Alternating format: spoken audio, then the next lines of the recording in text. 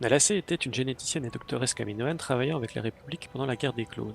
En tant que chef médical scientifique sur son monde natal Camino, elle joua un rôle important dans la fabrication de la grande armée du gouvernement en place et la réhabilitation des soldats clones.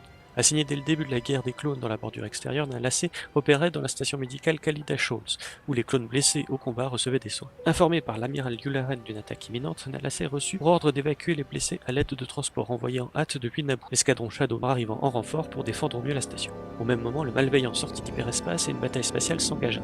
Le vaisseau capital usant de son canon ionique sur les frégates Belta d'évacuation, par une manœuvre désespérée, les bombardiers Y-Wing purent détruire la superarme du vaisseau de Grievous et ainsi écarter toute menace permettant à Nalacé de poursuivre l'évacuation. De retour sur Camino, Nalacé fut réaffectée à des projets de recherche. Quelques années plus tard, elle fut au centre de l'étude d'un événement particulier. Un soldat clone du nom de Tup exécuta subitement la maître Jedi Mikian Tiplar lors d'une opération. Le coupable de ce crime fut envoyé sur Camino afin d'être examiné, ce que fit Nalacé, se rendant compte de la défaillance de sa puce inhibitrice.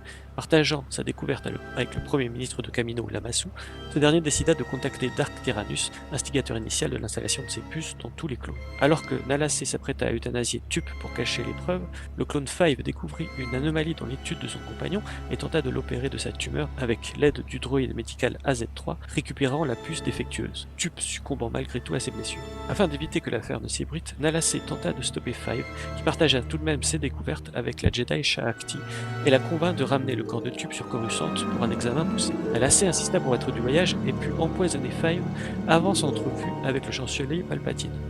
Ce dernier put feindre une agression de Five à son encontre, menant à la fuite et à la mort du clone, permettant à Nalacé d'inventer une fausse explication sur les agissements de Tup et Five dus à des parasites séparatistes. Après la fin de la guerre, Nalacé poursuivit ses recherches avec son assistante Omega, une clone élevée sans accélération de maturité, jusqu'à l'arrivée de Tarkin venu superviser les usines de Camino et remettre en question le bien fondé de leur création. Mettant à l'épreuve la force clone 99, il prouva les défauts de loyauté de ses clones expérimentaux et demanda à Nalacé d'altérer la puce de Crosshair, seul élément jugé digne de servir l'Empire. Le reste de la Bad Batch s'enfuit avec Omega, dernière détentrice de l'ADN non altéré de Jango Fett.